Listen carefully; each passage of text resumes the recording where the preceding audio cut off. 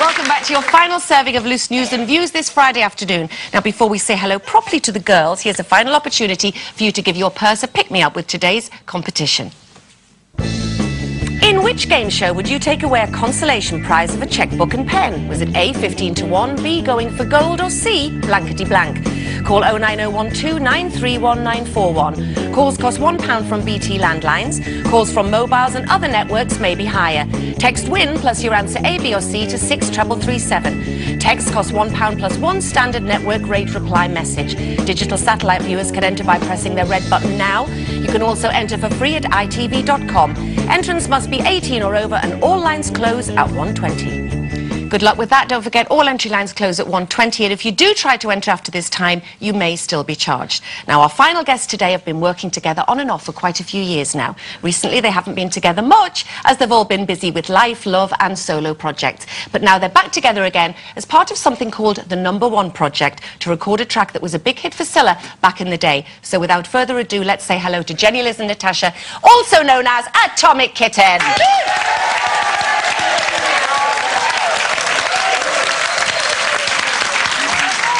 It's lovely to see you.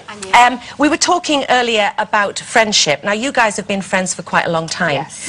When you're not actually working as Atomic Kitten, are you on the phone all the time?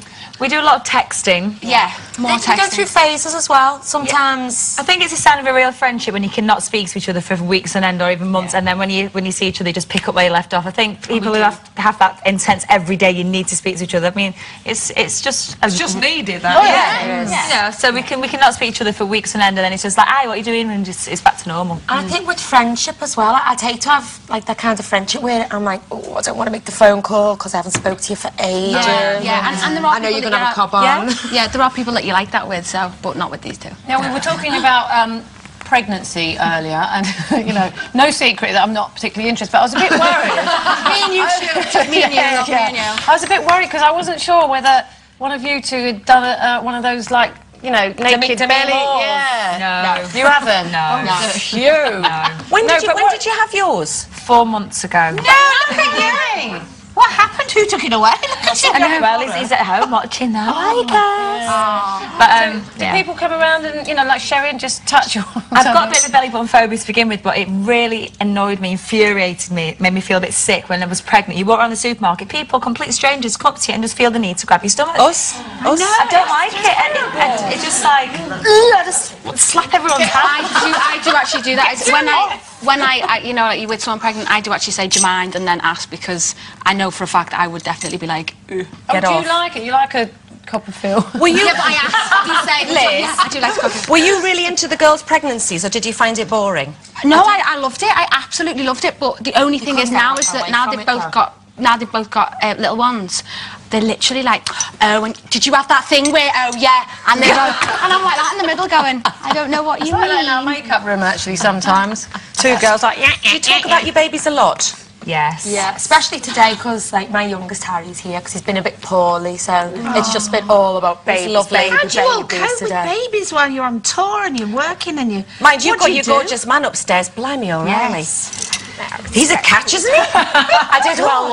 You did. Landed right on your feet there. So did he, though. He did well as well. Yes, he did. Good dancer. See, that's a friend for you. Is it difficult working with the babies, though? I mean, do you have somebody to help? Because how do you sing? And No, we just leave with the buggy outside. Yes. Somebody else to look after them. With a rock. Back in 10. Now, obviously, a lot of people thought that you had reformed, but in fact, you've never actually been apart. You've just been involved in obviously doing babies and things and having solo projects. but you've come together to make this single. Can you tell us a little bit about this Number One project? Yeah, well, the Number One project is basically Liverpool has had the most number one singles out of any city in the whole world. Really? So an album was put together, and Liverpool artists, past and present, were To celebrate capital of culture. Yes. Right. And you could basically pick any number one as long as it wasn't your own and come and sing it for this album. And loads of different acts have recorded for it. Us, OMD, China Crisis, Elvis Costello, and all the money raised is going to 6 different Northwest charities. So. Fantastic. That's very good. So you're getting a number, obviously. Yes. Have you had any feedback from her yet? Oh, she loves it. Does she? Don't know, don't care. I'm sure she loves it. She's only human. And was that the idea, to choose a song recorded by a sort of a Scouse artist, obviously? We wanted to do something by a female artist as well, and when we looked down the list, you know, there was a lot, you know, of male artists, especially lots from the Beatles, and then we saw Silla's and we thought, that's it, and we didn't want to change it too much, just like bring it, modernise it. I'll tell you, Silla's brought some fantastic stuff out there, hasn't she? Because you've covered another one as well, haven't you? Yeah, You're My World. Yeah. Which Jane had a #1 with. I did, yes, but there you go. But thank you for putting that in, I love it. But, you know, the songs of that era as well are all great songs that you can... powerful. You know, big Italian emotional, ballads, yeah. so emotional. They command a big performance, so when we said, yeah, we're going to do Anyone Who Had a Heart, and then we, like, listened to it, and Silla's, like, totally heartbroken, you know, like, going, yeah! You know, she's sobbing as she sings it. But it seems you listen to the song, and because obviously she sings it with so much ease as well, because she's got an amazing voice, you think it's so easy to sing, don't you? And a lot of ABBA songs, they say, are the same, actually. Girls, we're going to have to leave it there, but listen, you're going to sing for us now, so if you'd like to make your way over there for your bit of a song, it's Atomic Kitten, ladies and gentlemen.